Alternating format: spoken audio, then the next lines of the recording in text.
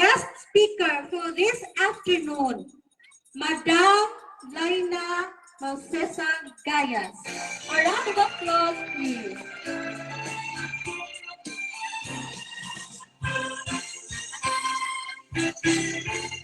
Thank you, Lord. Please take your seats.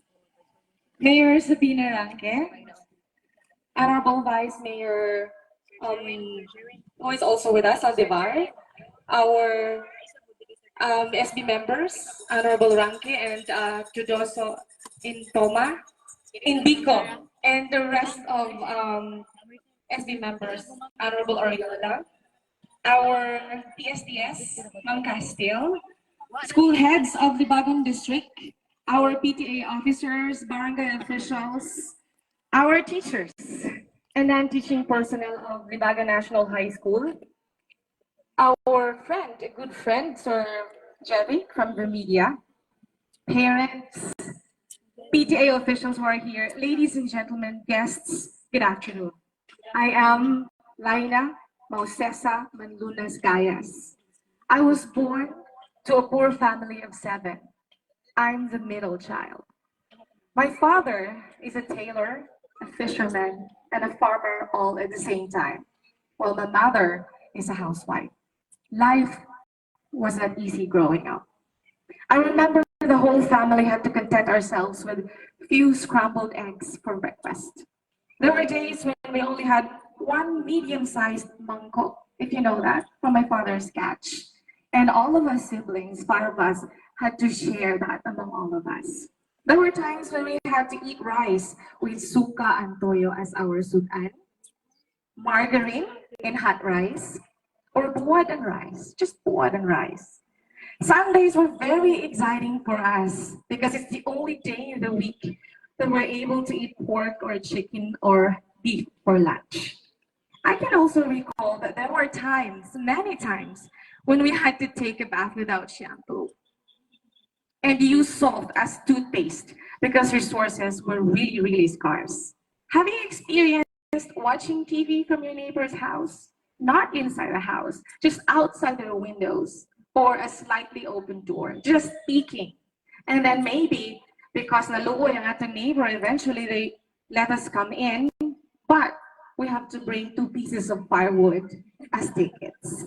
I had to live all that. Now, all of us slept together in a big room, my father and mother in one corner, the boys in the other side, and us girls taking the opposite side. It's still fresh in my memory, the late nights and early morning talks of our parents, because I said we slept together in one big room. So they talk about how they can get food, where they can get food, how they can feed their children the following day, the following morning. They talk about our college education, if they can even send us to college. My sister, for one, our oldest sister. And they talk about how they plan to talk to my parents, relatives, my mother's side, to help my sister's college education. Sometimes I hear my mother say, "Kapuy naman ko." And I always hear my father say, "Sige lang." And they would always say, and I can never forget this, that they do not want the same life they had for their kids. And they wish that life was different, but naano man na, so they had to really, really work hard and survive each day. All these talks are just whispers. They do whispers, but their words ring so loud in my ears, and I feel like I still hear them even now. Fast forward, our oldest sister was sent to my aunt in Manila to study with my aunt's help financially. After a year, the second daughter also went to Manila to work, but our parents want her as well to finish a degree, so they asked another uncle to support and sponsor her college tuition, only the tuition. But in turn, and as a sign of gratitude, our parents offered that we do my uncle family's laundry. I hated every Saturday and Sunday after that. Because instead of playing with friends, I had to help my mother and sister in washing my uncle's laundry. And we did that for 4 long years. I love doing it. And many times I wished we were not poor. Maybe life would have been better. Life would have been different. Life would have been easier. I complained. I cried many times. And I tell you, I cursed being poor. But there was one event that made an indelible mark and was a turning point of my life. I forgot to tell you that we do not own the land we built our house on. Came barangay elections. The land administrator came to see my father. The land administrator wanted my family to vote for someone. My father, a very principled man, honestly told him, I cannot vote for the person you want me to vote for. I cannot just give my vote to the person you asked me to vote for. So the administrator got mad. He was furious. He shouted at my father, pointed fingers at my father. And worse, he asked us to leave and vacate our house, to destroy our house. So it's called No Vote, E-Vote. That was what it was called. I saw those happen, that particular event, that moment. I saw that with my own two big eyes. I saw the hurt in my father's eyes. I know he wanted to cry, but he never cried. But he was really hurt. Who would not be hurt? The house he built with his own hands, where he and my mother raised us through thick and thin for many years, is gone. We left the following day, and that moment I felt so small. I cannot put into words how I felt insignificant, so tiny, so small.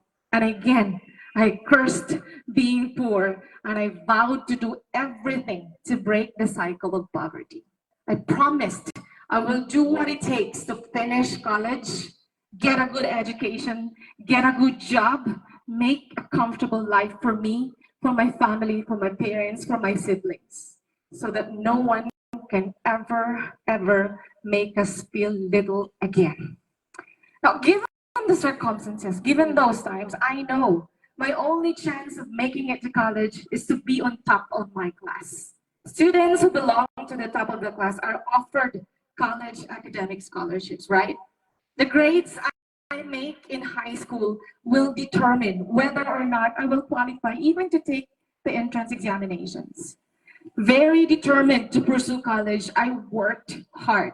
I set aside play and TV every day after doing my daily house chores. I would start scanning my notes and books. I always go to class prepared. I read 15 to 20 pages ahead of my teachers. I carried all the time a pocket-sized dictionary in my bag wherever I go. And I scanned that and I scanned that, and you can see because pages are almost torn. My favorite place was the library. I spent most of my time reading novels, not the Precious Hearts novels, the English novels. And if I have a leisure time, I watch movies, only English movies. And I listen to how these actors and actresses talk, and I mimic them, I imitate them, I practice. My way of practicing was when I go to school and going back home from school, I talk to myself. Maybe people who saw me that time would think I'm insane. But really, this is true. I talk to myself. And every time I talk to myself in English language. That was how I practiced and I learned the language. And it was really hard work. But every time laziness sets in, every time I get tired, I just think about that look in my father's eyes. I just remember that day, that moment, and immediately I'm already pumped up. It was indeed a lot of hard work, but I made it to the top 2 of the class. I took and passed a number of college scholarships and entrance exam. Whatever naadiha, kung sa'y naadihang pwede nung take na how. I never really like wasted time. When I was in 4th year high school, nangita na ko kung sa'y pwede nung ka-taken nga scholarship. So I took a number and passed a number of college scholarship entrance examinations, including the UPCAT, or the University of the Philippines College Admission Test. Long story short, I made it to UP, and after 4 long, exhausting, challenging, nerve-wracking, after many sleepless nights, grit, and pure hard work, I finished Bachelor of Arts in Social Sciences, major in Political Science. And while I was still in my 4th year at UP, I took the Civil Service Career Professional Examination and passed it. So immediately after graduating, I got a job offer as the tourism officer designate of LGU Macrohon. 3 years after, I took a teaching job at SLSU Tomas Opos and I stayed there for 5 years. Looking for greener pasture, I transferred to the Department of Labor and Employment Regional Office 8. And here I am now, working for you, dear students, at the Department of Education, Division of Southern Leyte, while pursuing my childhood dream of becoming a lawyer. My siblings, they have all finished college and they are already working as well. Our oldest is working overseas. The second is also working at LGU Macrohon, while the other brothers are seafarer and teacher respectively. All siblings contributed and bought our parents their own small piece of land, and we built their house there. Life has been relatively good since then. Now that's my life story, dear graduates. I'm not ashamed to tell you about it. I'm not ashamed to tell the whole world that I was not born to rich parents. I'm proud to share to you the struggles I had to face before I arrived to where I am now. Our life chances are given at the time we take our first breath. Depending upon which life chances those are can determine, can help what the future holds for us. Sadly, this is very sad.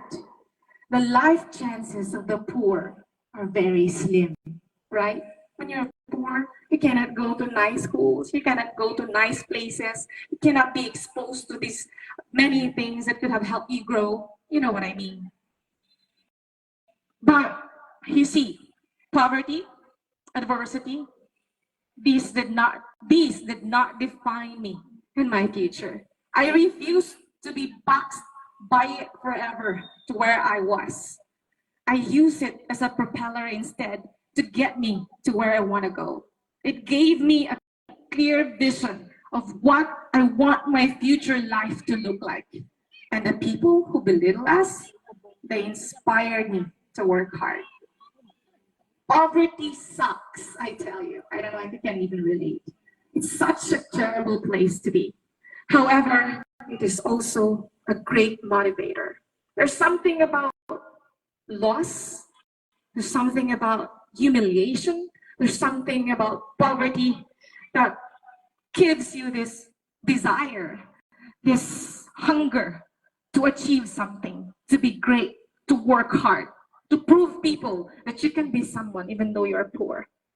Looking back, the obstacles I faced, the weight I had to carry, made me better prepared to overcome the bigger, much bigger trials and tribulations that await me.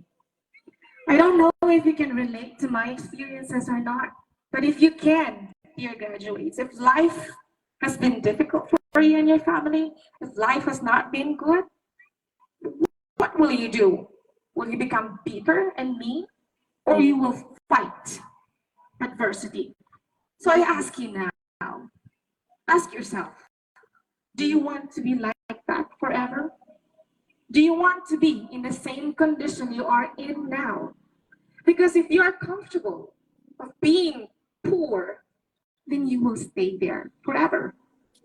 Or do you want to achieve something to help your family, to give your parents the comfortable life they deserve after all the years of hard work and toil, to be the person to break the generational poverty? Now, if your answer is yes, you don't know how happy you make me feel. Please go on. Continue the fight. Prepare now. Invest in your future starting now. Equip yourself with the right skills and the right attitude. Pursue college education no matter what. Or make yourself productive. Think about your parents. Think about your little brothers and your little sisters. It's going to be very tough, I tell you.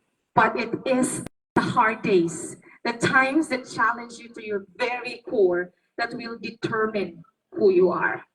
You will be defined not just by what you achieve, but by how you survived. Work hard and come back to your hometown, your alma mater, a successful, self-made man and woman. But while you work hard to achieve your dreams, remember this. This is what my father told me. And I want to tell this to you too. While you work hard for your dreams, do not take shortcuts. Please never take shortcuts. What do I mean by that? Even though you want that dream so badly, you should not put others down just to get to the top. Do not cheat. Do not lie. Do not do deceitful conduct. True success, I tell you, for me, is the result of pure brains and skills and talent, right attitude and grit and hard work. Nothing more, nothing less. Maybe prayer. Yes, prayer. I am not rich. Now, I'm not rich just yet, but I'm not giving up. But I can say I am not as poor as I used to be. And I'm still far from where I want to become. But I have achieved, and I am still achieving what was seemingly impossible. Poverty is a choice. Staying poor is a decision. By now, you probably know what I chose. So what do you choose?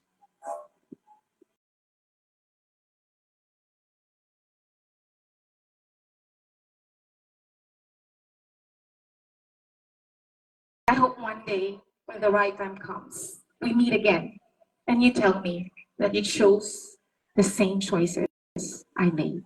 Thank you and good afternoon.